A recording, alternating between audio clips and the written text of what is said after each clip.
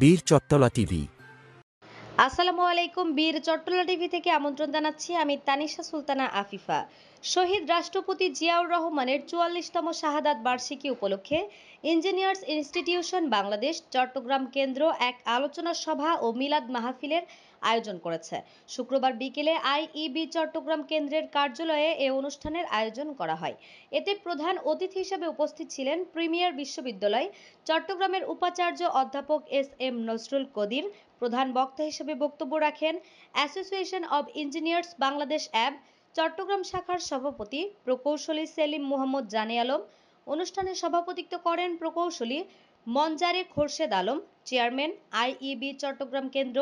বক্তারা তাদের বক্তব্যে শহীদ রাষ্ট্রপতি জিয়াউর রহমানের জীবন, আদর্শ, দেশপ্রেম ও উন্নয়নমূলক কর্মকাণ্ড নিয়ে আলোচনা করেন এবং তার আত্মার মাগফিরাত কামনা করেন। আলোচনা শেষে মিলাদ ও দোয়া মাহফিল অনুষ্ঠিত হয়। আমরা হাতে হাতে হাত রেখে আমরা 17 বছর আমি আপনাদের প্রিয় প্রকৌশলী সেলিম মোহাম্মদ জানে এবং আমাদের আরেকজন প্রতিনিধি সাংবাদিক জনাব শাহনওয়াজ এবং তার সঙ্গে আমাদের আরো অনেকে ছিলেন, আমাদের এবং প্রকৌশলী ডাক্তার ছিলেন। সবাই মিলে আমরা অত্যন্ত কি বলবো, আমি অত্যন্ত দুর্বিষহ জীবন আমাদের ছিল গত 16-17 বছর। আজকে ওনাকে টেলিফোন আমি বলতেছিলাম যে আমরা যে কত কষ্ট করে এই 16-17 বছরটা কাটিয়েছি। আমরা গোপনে বৈঠক করেছি, আমরা বিভিন্ন জায়গায় মিলিত হয়েছি, আমরা বিভিন্ন কর্মসূচি ঘোষণা করেছি, পুনরায় কর্মসূচি দিলে সেখানে আমরা গিয়েছি। আবার ওখান থেকে আসার সময় আমরা অত্যন্ত গোপনে অনেক সময় খুব গোপনে এবং ভয় পেয়ে আমরা ওখান থেকে আমাদের আসতে হয়েছে। যত ডেভেলপমেন্ট, সব ডেভেলপমেন্টের সাথে তার হাত ছিল। এই ডেভেলপমেন্ট গুলো এখন চলতেছে। আমি জানি না এই শহীদ প্রেসিডেন্ট জিয়াউর রহমানের মতন লোক আমরা বাংলাদেশে পাবো কিনা, এত দেশপ্রেমিক পাওয়া বড় ভার। বর্তমান যে ক্রাইসিস পিরিয়ড, সেই শহীদ প্রেসিডেন্ট জিয়াউর রহমানের মতো যদি আমরা আরেকজন দেশপ্রেমিক পেতাম, তাই আমাদের দেশ আরো বেশি এগিয়ে যেত।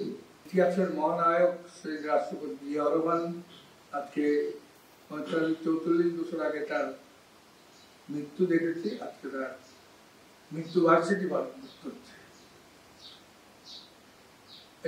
স্বাধীন দেশের জন্য সাহায্য সহযোগিতা চেয়েছিলেন, অস্ত্র চেয়েছিলেন এবং স্বীকৃতি চেয়েছিলেন, কিন্তু পরবর্তীতে রাজনৈতিক নেতৃবৃন্দের চাপে তিনি 27 মার্চ বঙ্গবন্ধু শেখ মুজিবুর রহমানের সমর্থনে পুনরায় স্বাধীনতার ঘোষণা করতে হয়েছিল। প্রকৃতপক্ষে তিনি রাষ্ট্রপতি হিসেবে 26 মার্চে স্বাধীনতা ঘোষণা করেছিলেন। আবার আমাদেরকে সঠিক দিক নির্দেশনা দিয়ে আমাদের জাতিকে ইউরোপ আমেরিকার সমকক্ষে নিয়ে যাবে। জিয়াউর রহমান সাহেব শুধু একজন খননযোগ্য মানুষ এই জাতির মধ্যে। তিনি আমরা যদি মনে করি সেই সিপাহী বিপ্লব আরো আগে থেকে সেই সিরাজউদ্দৌলার পর থেকে যারা দেশের স্বাধীনতার জন্য বারবার লড়াই করেছে, সেই হাজী শরীয়তুল্লাহ, মীর মদন, হাজী শরীয়তুল্লাহ, তিতুমীর, তাদের সাথেই তিনি ইতিহাসে নাম লিখিয়েছেন জিয়াউর রহমান সাহেব।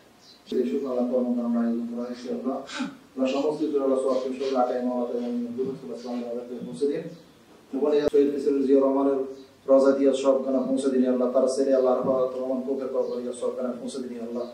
আমরা যারা হাত তুলেছি আমাদের জিন্দেগির সমস্ত গুনাহ মাফ করে দাও মুসলিম।